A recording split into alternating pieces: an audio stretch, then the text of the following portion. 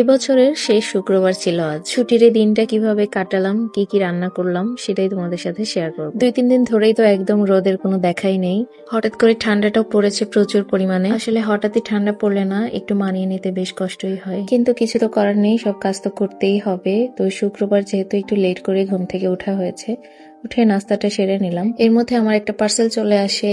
এই ভালোবাসা ভরা বক্সটা পাঠিয়েছে হুমায়রা আপু। এখানে ছিল 4 ধরনের 4টা ডোনাট। একটা ছিল ডার্ক চকলেটের ডোনাট, একটা ছিল নিউটেলা, একটা হোয়াইট চকলেট এবং একটা বিস্কুট ফ্লেভার। আপুর পেজের নাম হলো হুমায়রাস চকলেট শপ। আপনারা যারা উত্তরার মধ্যে আছেন তারা তো নিতেই পারবেন, তাছাড়া পুরো ঢাকা শহরে আপু ডেলিভারি দিয়ে থাকেন। সাথে আপু আরো একটা জিনিস পাঠিয়েছে, এটা হলো দুবাই কুনাফা চকলেট। এটা মিডিয়াম সাইজের ছিল। এই সবকিছুই যেহেতু আপু নিজের হাতে বানাই, তো হাইজিন নিয়েও আপনাদের কোনো টেনশনই করা লাগবে না। নিজেরা বাসায় খাওয়ার জন্য অথবা কাউকে গিফট করার জন্য কিন্তু এই চকলেট গুলা হতে পারে বেস্ট অপশন। শুধু এগুলাই না, আপু কিন্তু আরো অনেক ধরনের কাস্টমাইজ চকলেটের অর্ডার নিয়ে থাকেন। কুনাফা চকলেটটা আমি একটু ভেঙে দেখাচ্ছি। এটার ভিতরে বেশ ভালো পরিমাণে একটা ফিলিং দেওয়া ছিল, আর টেস্টও ভালো ছিল মাশাআল্লাহ। ভেতরটা অনেক ক্রাঞ্চি ছিল। ডোনাট গুলার ভিতরেও একটা ভালো পরিমাণে ফিলিং দেওয়া ছিল, আর ডোনাট গুলো অনেক বেশি সফট ছিল। আমার পার্সোনালি বিস্কুট ফ্লেভারটা অনেক বেশি পছন্দ হয়েছে। মাশাআল্লাহ সবগুলাই অনেক ভালো ছিল। আপুর পেজটা আমি ক্যাপশনে মেনশন করে দিয়েছি। এরপর চলে আসলাম দুপুরে রান্না বান্না করতে। আজ রান্না করব একটু মাটন কষা, আর তার সাথে করব বাসন্তী পোলাও।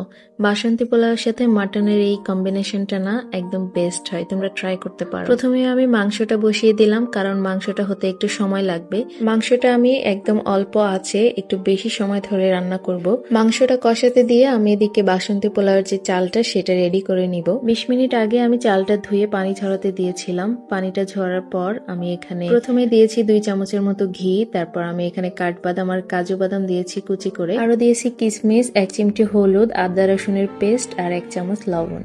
সবকিছু দিয়ে একটু ভালোভাবে বেশি সময় ধরে মাখাতে হবে। আসলে বাসন্তী পোলাও না এক একজন এক এক ভাবে রান্না করে, তবে আমি এভাবে রান্না করি। আমার কাছে এটা অনেক ভালো টেস্ট আসে মনে হয়। এক পাশে মাংস হতে হতে আমি অন্য পাশে পোলাওটাও বসিয়ে দিলাম। পাতিলে প্রথমে একটু ঘি দিয়ে সেখানে আমি একটা তেজপাতা আর কিছু পেঁয়াজ কুচি দিয়েছিলাম। তারপর একটু শাহি জিরা অ্যাড করে আমি চালটা দিয়ে দিলাম।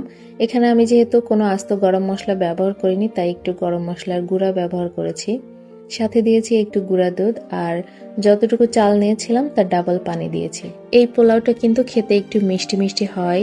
শেষে আমি দিয়ে দিব 1 চামচ চিনি আর আরো 1 চামচ ঘি, যাতে ঘিয়ের ফ্লেভারটা অনেক বেশি পরিমাণে আসে। এই রান্নাটা কিন্তু পুরোটাই ঘি দিয়ে করতে হয়, তাহলে একটা শাহি ফ্লেভার আসে। রান্না শেষ করে সবকিছু গুছিয়ে আমি দুপুরের খাওয়ার প্রিপারেশন নিচ্ছিলাম। আজ একটু টমেটোর সালাদ করেছিলাম। কাঁচা আর পাকা টমেটো দিয়ে সালাদটা বেশ ভালো যায়। ও নামাজ থেকে ফেরার পর আমি সবকিছু টেবিলে সার্ভ করে দিলাম একদম গরম গরম। বাসন্তী পোলাও আর মাটনের এই কম্বিনেশনটা তোমরা একবার হলেও ট্রাই করো। আমি কথা দিচ্ছি তোমাদের অনেক অনেক বেশি ভালো লাগবে। মাশাআল্লাহ, সবাই ভালো থেকো আর দোয়া করো আমাদের জন্য। আল্লাহ হাফেজ।